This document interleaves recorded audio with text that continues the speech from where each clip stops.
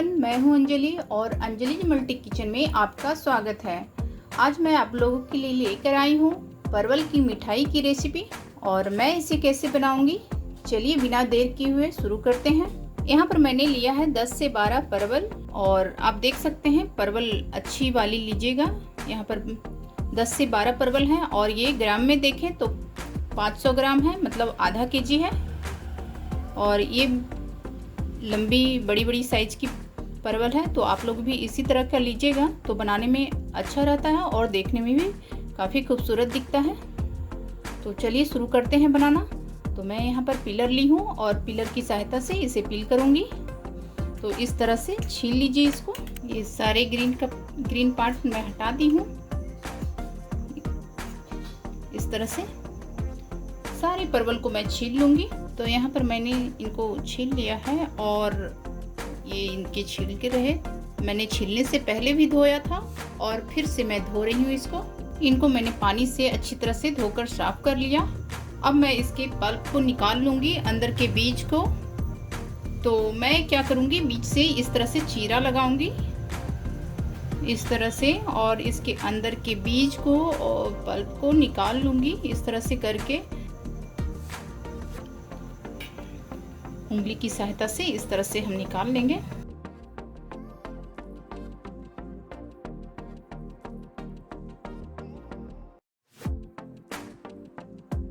दूसरी बात, इस तरह से भी कर सकते हैं। एक परवल लें और इस तरह से हाथों से इस तरह से घुमाएं, तो इस तरह से क्या होता है ना, जल्दी से निकल जाता है इसके पल्प।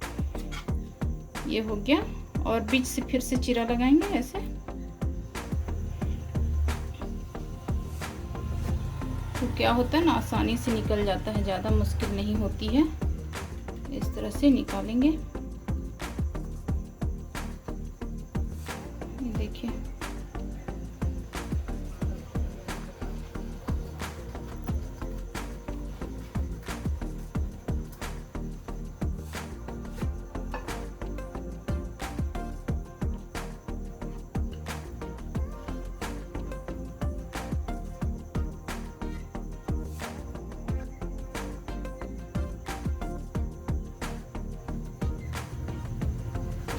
इस तरह से अच्छी तरह से निकाल लीजिए इसके पल्प को।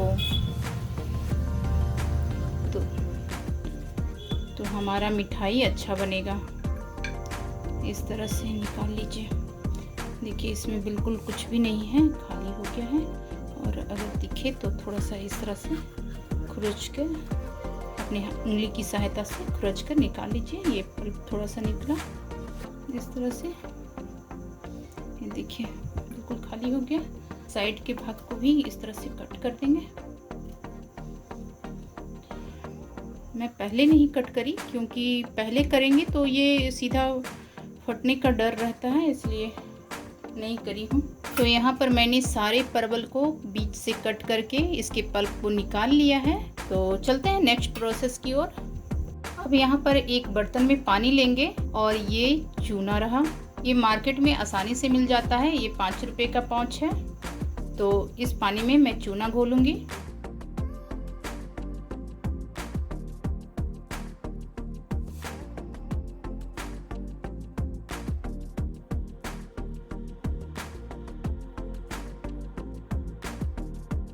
और ये अब घुल चुका है, तो अब इसमें सारे परवल को मैं डाल दूंगी।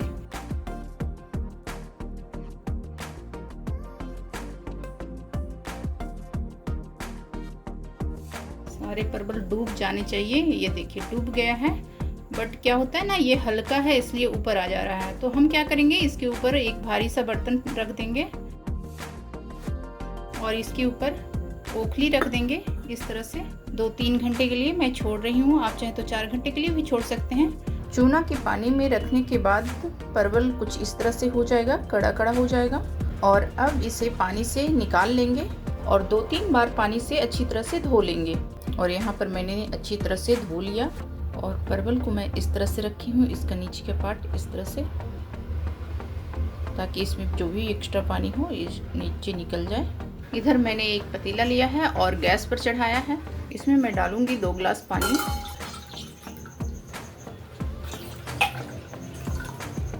अब गैस को ऑन कर लेते हैं, पानी को ढक देते हैं।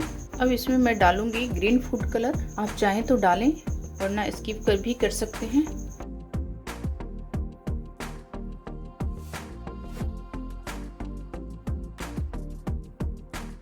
पानी उबल चुका है और अब मैं सारे परवल को एक एक करके डाल दूंगी इसमें और 3 से 4 मिनट के लिए पका लेंगे।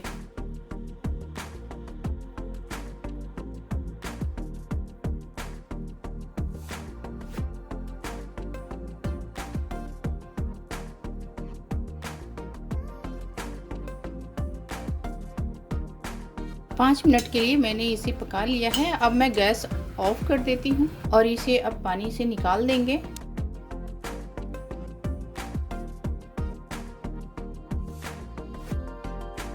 यहाँ पर परवल बिल्कुल ठंडा हो गया है और मैं इसको इस तरह से कर करके सारा पानी को मैं निकाल दी हूँ।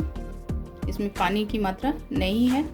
तो अब मैं नेक्स्ट प्रोसेस की ओर चलती हूँ। मैंने यहाँ पर एक पतीला लिया है, इसको गैस पर चढ़ाया है और अब मैं परवल के लिए चाशनी बनाऊंगी। इसमें लेंगे 1 कप चीनी, ये मेजरिंग कप से 1 कप है और ये चीनी बहुत मोटी वाली चीनी है। ग्राम में देखें तो ये 300 ग्राम है। 1 कप चीनी में आधा कप पानी डालेंगे और अब मैं गैस ऑन कर लेती हूँ। चीनी को बीच बीच में चलाते रहेंगे पिघलने तक।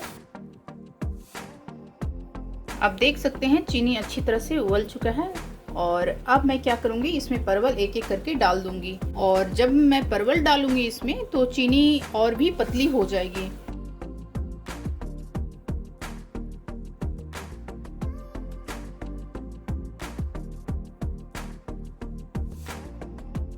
आठ 10 परवल के लिए इतना चाशनी काफ़ी है और चाशनी ज़्यादा बना देते हैं ना तो ज़्यादा बच जाता है तो फिर चाशनी बेकार हो जाती है, कोई काम का नहीं होता। क्योंकि इसमें परवल का टेस्ट भी थोड़ा थोड़ा आ जाता है, इसकी वजह से ये चाशनी कोई काम का नहीं रहता।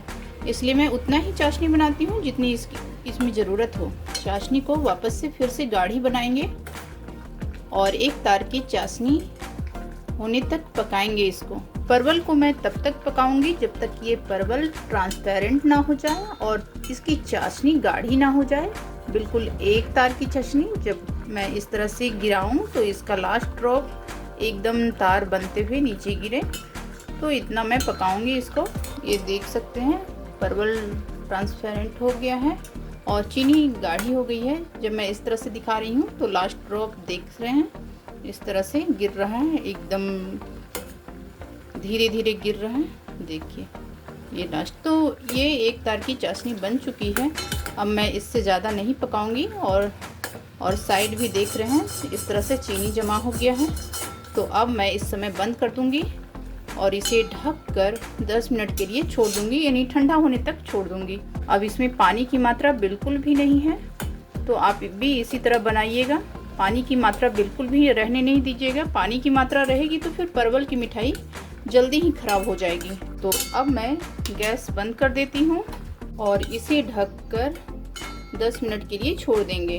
तो यहाँ पर परवल को मैंने चाशनी से अलग कर लिया और चाशनी से निकालने के बाद कुछ इस तरह से हो गया है। आप देख सकते हैं बिल्कुल ट्रांसपेरेंट हो गया है और मावा को भी मैंने एक बाउल में निकाल लिया है। अब मैं स्टफ कर लेती हूँ। तो मैं इस तरह से मावा को लूँगी और कुछ इस तरह से जिस आकार में परवल है उसी आकार में इस तरह से करेंगे और एक परवल लेंगे और इसके बीचों बीच इस तरह से जो हमने कट लगाया था उसी में भरना है। इस तरह से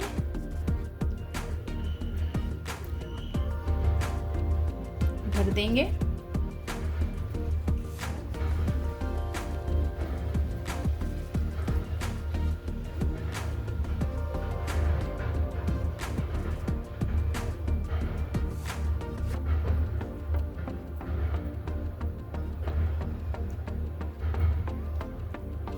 अच्छी तरह से, और ये देखिए इस तरह से भरेंगे। एक बार आप ज़रूर से मेरी तरह से ट्राई कीजिएगा, बनाइएगा। अगर आप घर पे बना रहे हैं तो कलर डालने की ज़रूरत नहीं है, कलर मत डालिएगा।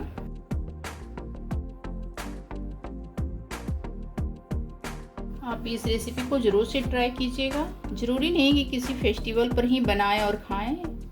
मीठा खाने का मन तो कभी भी करता है, तो किसी भी टाइम बना सकते हैं इसको। ज़्यादा चीज़ें लगती नहीं हैं इसमें। अब मैं डेकोरेट कर लेती हूँ। तो मैंने डेकोरेट करने के लिए केसर के कुछ धागे को मैंने पहले से ही भिगो कर रखा था, उससे मैं गार्निश करूँगी इस तरह से।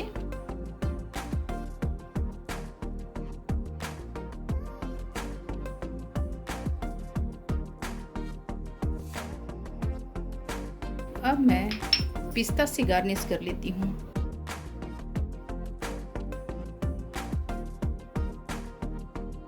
आप चाहें तो बादाम से कर सकते हैं या कद्दूकस किया हुआ नारियल से कर सकते हैं।